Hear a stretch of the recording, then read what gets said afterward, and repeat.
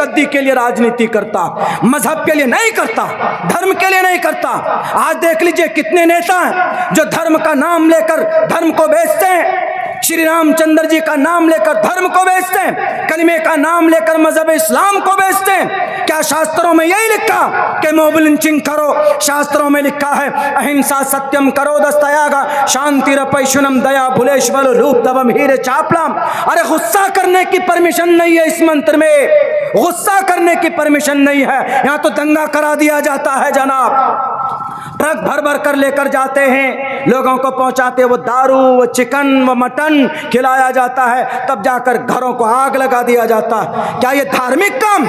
सनातन धर्म की कौन सी किताब में सिर्फ राक्षस को मारने की परमिशन है? राक्षस को रुद्रवो गिरीवाशरैत पिशाचम अव ब्रह्मा दुविशो जहितुवम तूर्य तरुष्यतः सत्यम विभाजनी। राक्षस मिलता है तो गर्दन मार दो। और मारा गया, कौरव राक्षस थे, कृष्ण जी को खड़ा किया गया, पांडवों के जरिए से उनका वध किया गया। रावण राक्षस था, राम को खड़ा किया गया। अंधकासुर राक्षस था, काली माता को खड़ा किया गया। दुर्गम राक्षस था, दुर्गा को खड़ा किया गया। राक्षस को मारने की परमिशन है, टोपी दाढ़ी वाले को मारने की परमिशन नहीं। धर्म के अंदर इसकी इजाजत नहीं है। धर्म को बेचने वाले हैं, बेचते हैं। हिंदू धर्म, I want to convert my religion into the Hinduism.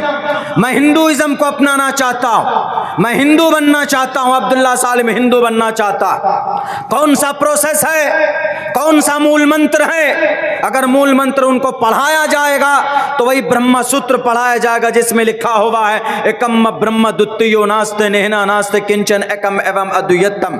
कि हम परमात्मा को एक मानते और एक के अलावा कोई दूसरा परमात्मा नहीं है, जर्रा बराबर भी नहीं है।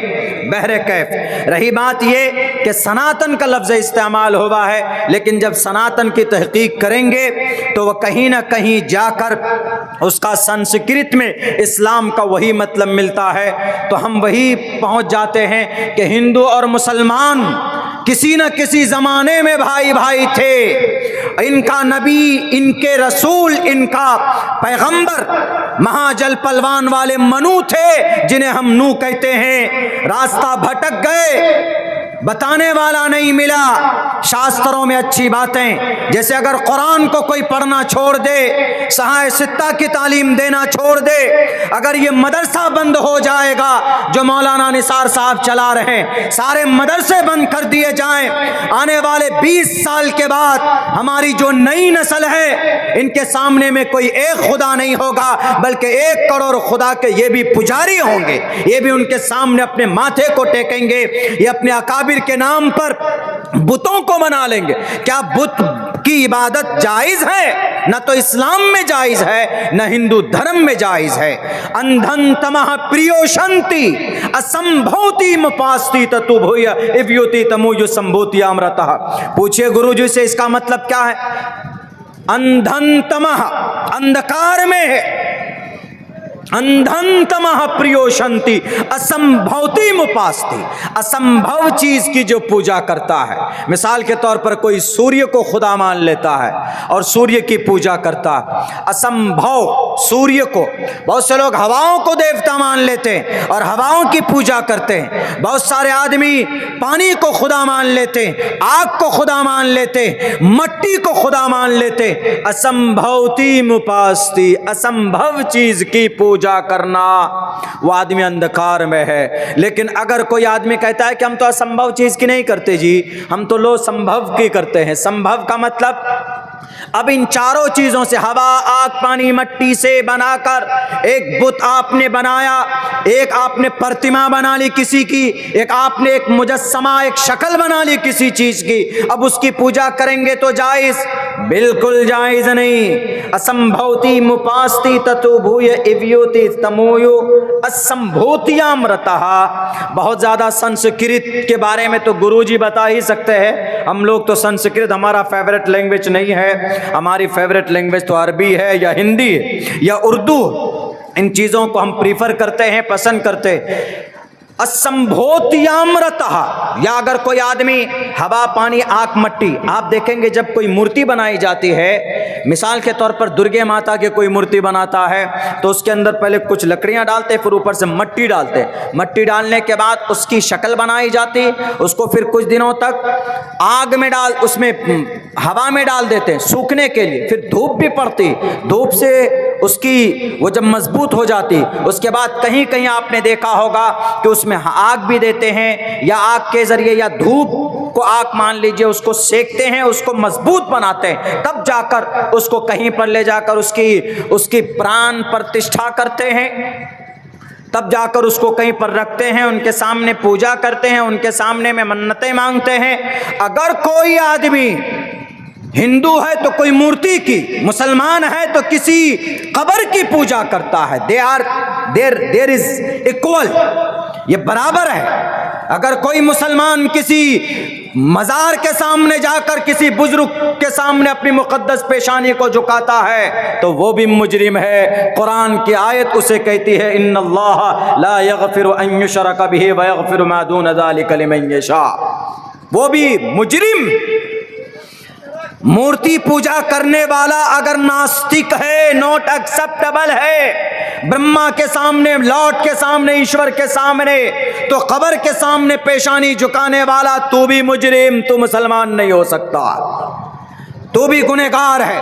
खुदा का कुरान मना करता है, ईश्वरीय ग्रंथ वैद मना कतंदन तमह प्रियोशंति संभवती उपास्ति ततो भूय इव्युति तमोय संभूतियामृतः, वहां पर भी इजाजत नहीं दी गई। बहरकैफ चलिए, तो हिंदू धर्म कोई धर्म नहीं, असल में सनातन है। सनातन का एक्सप्लेनेशन करेंगे और इस्लाम का एक्सप्लेनेशन करेंगे तो आपको कहीं ना कहीं ऐसा नजर आएगा कि अरे यकीनन भटक गए हैं कुछ लोग रास्ते से, जिनको उनको सत्य मार्ग का दर्शन उनको कराना बहुत ज़रूरी। बहरकैफ तो ये भी अपनी दलीलें पेश करते हैं कि नहीं हमारा मज़हब सबसे बेस्ट है। दलील क्या है? परमात्मा ने कहा, ब्रह्मा ने कहा, विष्णु ने कहा, शिव ने कहा? नहीं कहा। आ जाइए सिख धर्म में। सिख धर्म का गुरु कौन? गुरु नानक, गुरु गोविंद सिंह। 10 गुरु हैं। इनकी जो किताब, इन 10 गुरु को सिख मानते। सिख किसी अवतार को नहीं मानते, किसी ऋषि मुनि को नहीं मानते, सिर्फ एक ऐसी जात को मानते हैं, परमात्मा को, जिसकी कोई बॉडी नहीं है। एक ओंकारा सतनाम करता विरुद्ध नरवु नरवीर काल मूरत अजवनी से बुंगुर प्रसादी, ये उनका मूल मंत्र है। लेकिन सिख धर्म की तारीफ, सिख धर्म निकली कहाँ से? वेदों से, वैदिक धर्म से। गुरु नानक ने कहा कि अरे अरे ये तो गलत है, वेद में कुछ और है, ये लोग कुछ करते कुछ और है।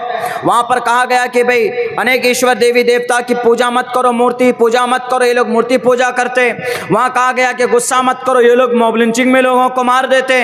वहाँ कहा गया है कि अदावत मत करो पढ़े लिखे लोगों से, पढ़े लिखे लोगों को सर का ताज मानो। श्रीमद् भगवद गीता में है, बहुनाम जन्मनामन्ते ज्ञानवान माम परपद्यते वासुदेव सर्वमिति समहात्मा सुदुर्लभा उदारा सर्व एवैते ज्ञानीतात्मेव मयमतमास्थिता संयुक्तात्मा मामेवामुत्तमाम गतिम।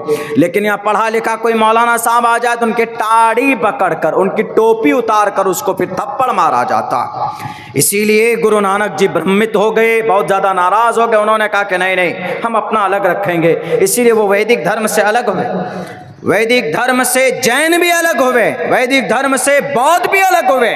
गौतम बुद्ध सिद्धार्थ इंसान था और महावीर जैन स्वामी भी इंसान था। आज उनको भगवान खुदा मानने वाले, they are going to the very wrong वे।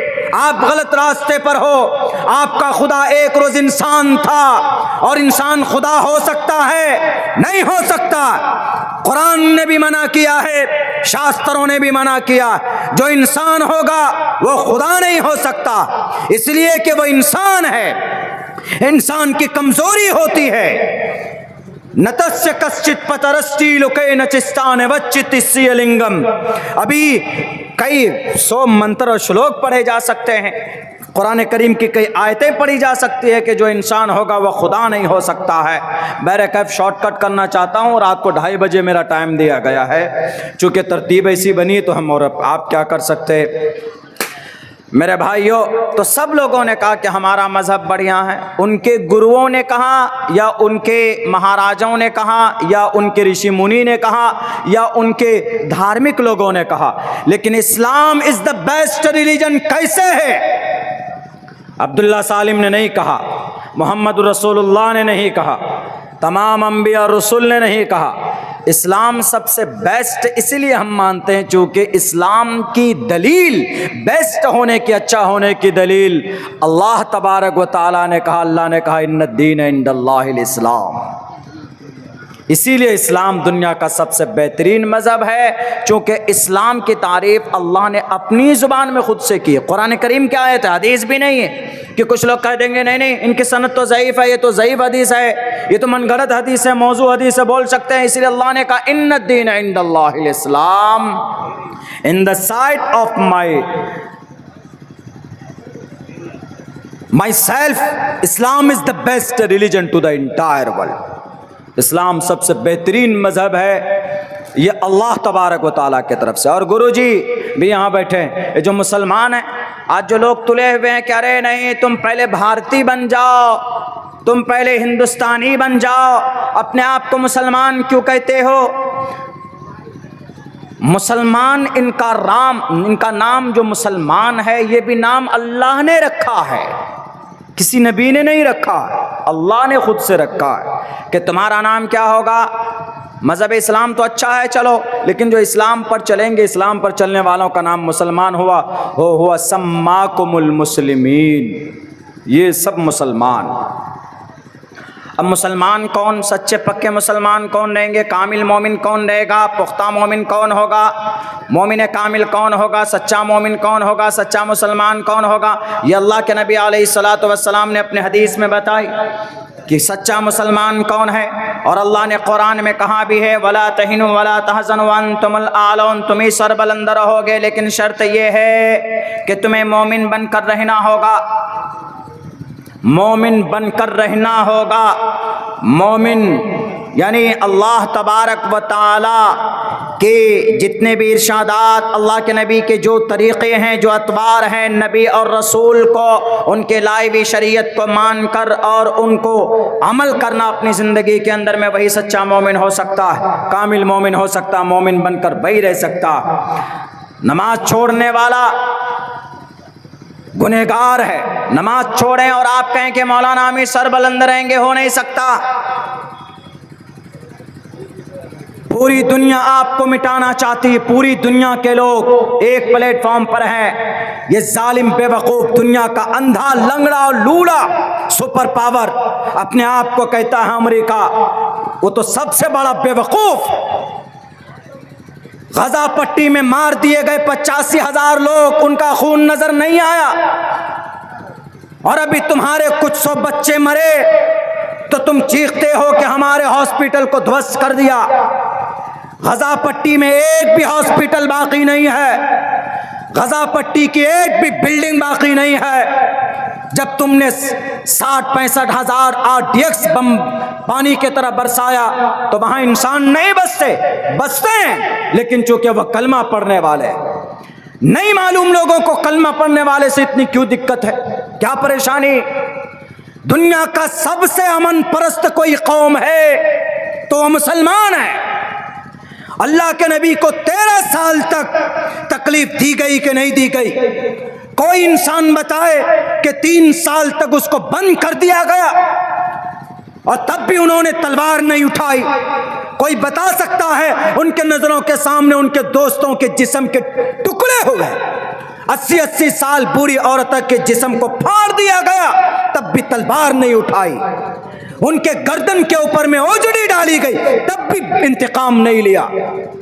उनके सहाबा को घसीटा गया, आंखें निकाल दी गई, तब भी उन्होंने आवाज बुलंद नहीं की, इंतकाम की आवाज बुलंद नहीं की। जब ताकत आई 10 साल के बाद, ऐसी ताकत कि 10 लाख एक तरफ और 10,000 एक तरफ, 313 थे, जंगे बद्र के मैदान में उधर 1000 के नाक में नकेल डाल दिया था। वही सहाबा, वही लोग, लेकिन अपने से नहीं, सामने से प्रहार होता था, तब जाकर ये दिफा करते थे। एक तरफ 700 साढ़े 700 है और एक तरफ 3000 है, एक तरफ 33,000 है, दूसरे तरफ 3 लाख है, तब भी मैदान जीत कर लाते थे। ऐसी फौज और ऐसी ताकत इस खून के अंदर है। ये सिर्फ अल्लाह से डरने वाली कौम है, मगर उसके बावजूद इन्होंने कभी भी जुल्म का रास्ता नहीं अपनाया।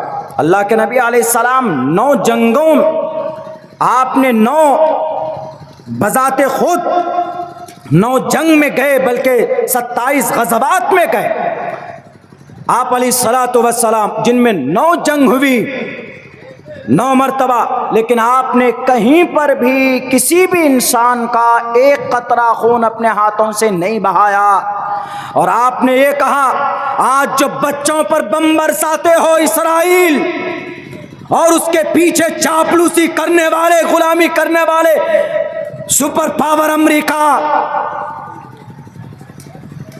जनाबे मोहम्मद रसूलुल्लाह वो थे जब मक्का फतह करने चले हैं, तो आपने कहा कि इंतकाम की बात मत करना, हम सबको माफ कर देंगे। आज इज़हबू व अंतुम तुलका ला तसरीब अलैकुम अल-यौम, जाओ सबको माफ करता हूं। कितनी की तादाद थी? 10,000 लोग थे अल्लाह के नबी के साथ, पूरी ताकत थी। और ऐसे सहाबा जिनके बाजुओं में इतनी ताकत थी कि हजरत अली और अल्लाह के नबी खुद रुकाना के यहाँ कमर पर एक हाथ से उठाकर, जिसको अगर 40 आदमी ऊंट की खाल में जब बैठता था, वो ऊंट की खाल को पकड़कर उठाते तो वो ऊंट की खाल फट जाती थी। उस रुकाना को अल्लाह के नबी ने एक हाथ से उठाकर नीचे रखा था। आपको इतनी ताकत थी, तब भी जनाब मोहम्मद रसूलुल्लाह सल्लल्लाहु अलैहि वसल्लम ने किसी बच्चे का, कोई बताए, इंसाइक्लोपीडिया वालों ढूंढ कर देखो, नहीं बता पाओगे। और तारीख इब्ने खुल्दून उठा कर देखो, नहीं बता पाओगे। तारीख फरिश्ता देखो, नहीं बता पाओगे कि मोहम्मद रसूलुल्लाह ने किसी भी मासूम आदमी का या किसी बच्चे का या किसी औरत को एक थप्पड़ मारा हो, कोई माए का लाल नहीं बता सकता। अल्लाह के नबी अलैहिस्सलाम ने कहा कि जाओ सबको माफ़ करता हूँ, जाओ जिसने मेरे ऊपर जुल्म किया मैं सबको माफ़ करता हूँ। इसलिए आप अलैहिस्सलाम की इस सिफत को गालिबन पुराण के अंदर कहा गया, अष्टो गुनाह पुरुषम दीपयंती प्रज्ञा चकोलम चदम शुरुतं च पराक्रमश्च बहु भाषिता च दानम यथा शक्ति कृतज्ञता च।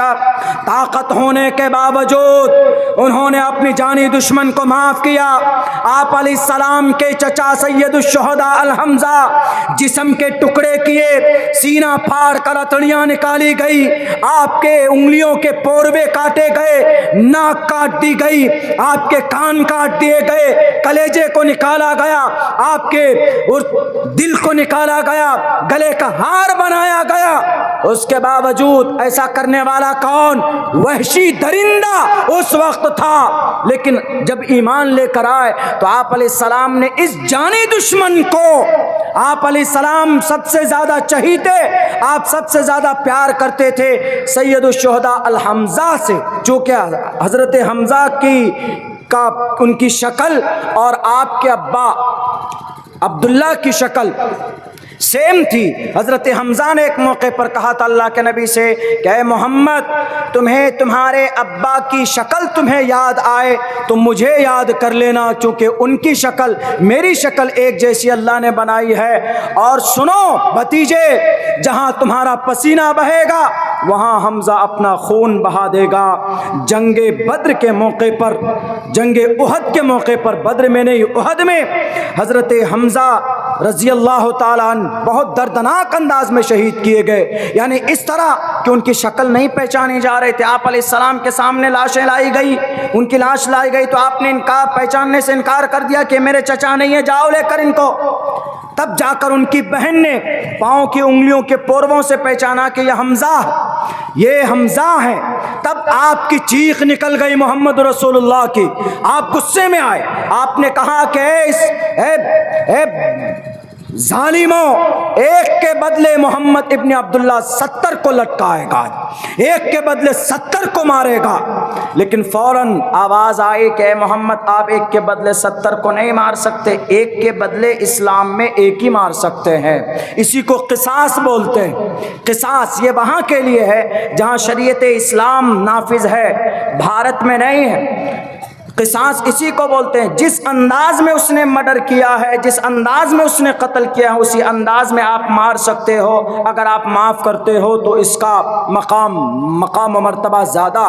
तो आवाज़ आई अल्लाह की तरफ से, वइन आक़बतुम फ़ाक़िबू बिमिस्लि मा उक़िबतुम बिही।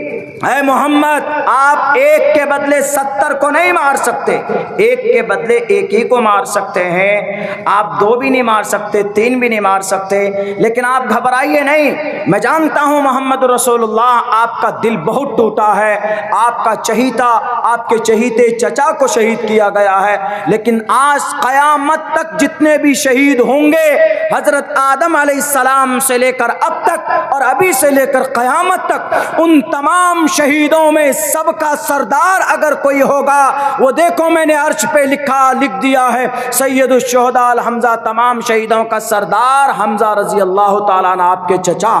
तब आप अलैहिस्सलाम थोड़े मुस्कुराए, थोड़े खुश हो गए। लेकिन फिर भी दिल गुर्दे की बात होती है ना, चचा के कातिल को मारना, ये माफ करना दिल गुर्दे की बात होती।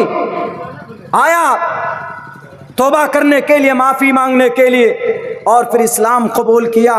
लोग कहते हैं कि जबरन इस्लाम कबूल कराया जाता है, बिल्कुल नहीं, 1 इंच नहीं। कोई बता दे कि किसी की गर्दन पर रखकर कलमा पढ़ाया गया। लोग मुस्लिम इंपेरर पर इल्ज़ाम लगाते हैं। 800 साल तक, बल्कि 650 साल तो लगातार, 350 साल तो लगातार, 800 साल तक भारत के अंदर मुस्लिम इंपेरर की हुकूमत रही। उसमें कुछ अच्छे भी आए, कुछ बुरे भी आए। अगर वो इस्लाम का प्रचार करते तो 850 साल में पूरे भारत के अंदर एक भी घर नहीं बनता ऐसा जिसके अंदर कलमा पढ़ने वाला ना हो। लेकिन पूरी दुनिया जानती, ये जाहिल अनपढ़ बेवकूफ़ हैं जो कहते हैं कि मुस्लिम इंपेरर ने भारत के अंदर इस्लाम को नाफिज किया और इस्लाम का प्रचार किया। कोई भी बादशाह होता है वो अपनी गद्दी